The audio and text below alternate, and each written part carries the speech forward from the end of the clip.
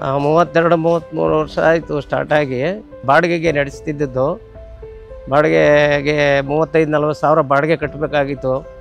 ತುಂಬಾ ತೊಂದರೆ ಅವಾಗ.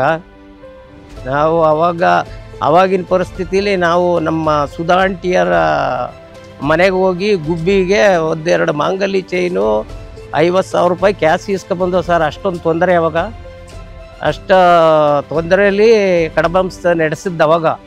ನೀರು ಡೆವಲಪ್ಮೆಂಟ್ ತಾವಿಂದ, ಸೆಕ್ಯೂರಿಟಿ ತಾವಿಂದ ಎಲ್ಲ ಕೆಲಸನೂ ಜನ್ರೇಟರ್ ಆನ್ ಮಾಡೋದು, ಆಫ್ ಮಾಡೋದು ಎಲ್ಲ ಪ್ರತಿಯೊಂದು ಕೆಲಸನೂ ನಾವೇ ಇದು ಮಾಡೋರು. ಅವಾಗ ಹೌಸ್ ಕೀಪಿಂಗ್ ಅವರು ಮತ್ತು ಸೆಕ್ಯೂರಿಟಿಗಳು ಯಾರೂ ಇರಲಿಲ್ಲ ಸರ್ ಅವಾಗ.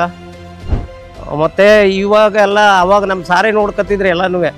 ಇವಾಗೆಲ್ಲ ಕೌನ್ಸಿಲರ್ಸು, ಸೈಕಾಲಜಿಸ್ಟು ಎಲ್ಲ ತುಂಬ ಜನ ಇದ್ದಾರೆ. ಈಗೇನಿದ್ದಿಲ್ಲ, ಏನಿಲ್ಲ. ನಮಗೆ ಗೊತ್ತಾದಂಗೆ ರೆಸಿಡೆಂಟ್ ಅಂದರೆ ದೇವ್ರ ಥರ. ಅವರನ್ನು ಚೆನ್ನಾಗಿ ನೋಡ್ಕೋಬೇಕು. ತುಂಬ ಪ್ರೀತಿ ಇದಾಗುತ್ತೆ ಅವ್ರು ನೋಡಿದ್ರೆ. ತುಂಬ ಅಯ್ಯೋ ಅನಿಸುತ್ತೆ. ಒಂದೊಂದು ಟೈಮು ಕಣ್ಣಲ್ಲಿ ನೀರು ಬರ್ತವೆ ಅವ್ರು ನೋಡಿದ್ರೆ. ಅವರು ಕೆಲವ್ರಿಗೆ ಏನು ಅಂದರೆ ಏನೂ ಗೊತ್ತಾಗಲ್ಲ. ಅವ್ರನ್ನ ಚೆನ್ನಾಗಿ ನೋಡ್ಕೋಬೇಕು. ಕೇರ್ ಟೇಕರ್ಗಳು ಮಕ್ಕಳ ಥರ ಅವ್ರಿಗೇನು ಗೊತ್ತಾಗಲ್ಲ. ಹಸ್ಮಗು ಥರ ಅವ್ರನ್ನ ಚೆನ್ನಾಗಿ ನೋಡ್ಕೋಬೇಕು.